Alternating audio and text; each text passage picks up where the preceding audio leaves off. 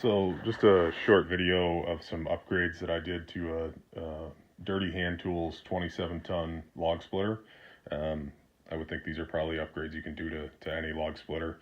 So the first thing that's kind of a must-have is this bigger table on the side here. So this table, the 4-way wedge, which I'll get to in a minute, and the different stripper plates I bought from Dirty Hand Tools. The table that comes with this splitter stops about here. And it's not quite as wide and doesn't have these lips on the end, so it doesn't hold nearly as much. The biggest problem with it though is because it stops right there, you'll get logs that fall down and land on top of the motor, which obviously is no good. So that table covers the motor completely, really protects it from logs and stuff, in addition to giving you some more room to store logs. The only downside to that is that in order to put gas in the engine, you do have to pivot the log splitter. So it's not that big of a deal, but you got to lift up the log splitter now in order to get to the gas tank on the motor. I put the 4-way wedge on here. I've had this splitter for about 2 years now. So put the 4-way on last year. A lot of the reviews and stuff online, guys were having issues with welds splitting and the quality on these. I haven't had any of those issues. It appears to me that this is probably hand welded, so it's probably just the guy you get and what you're trying to push that through as far as having issues like that. But I put this through some pretty big gnarly logs and have not had any issues with the welds on there. This 4-way does pop off. There's a pin down here you push out, pop this off, and it comes with a regular 1-way, so you can swap it out. I've never had the need to put the 1-way on there. When you buy the 4-way wedge, it comes with these different stripper plates for the side, so you know the 4-way will fit in there.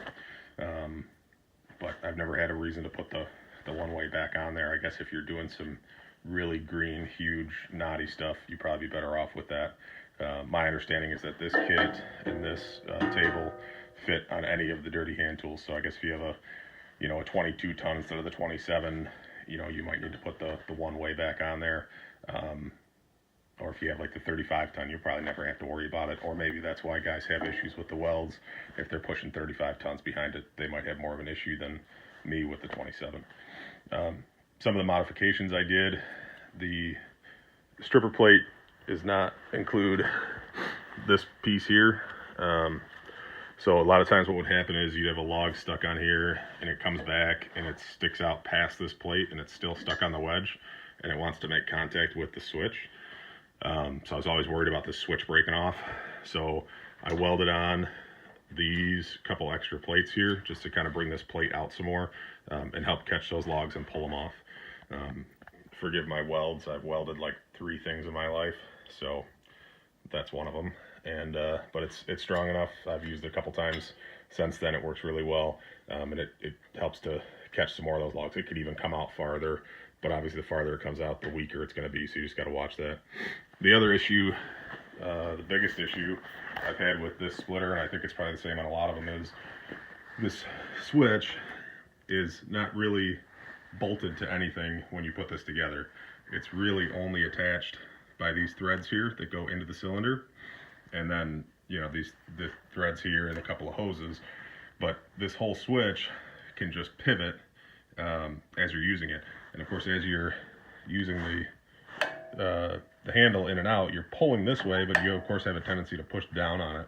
So it was constantly pivoting on these threads back and forth and back and forth, and I was always worried about it breaking off in here or leaking, which eventually it did, because every 20 minutes this would come down maybe 15 degrees.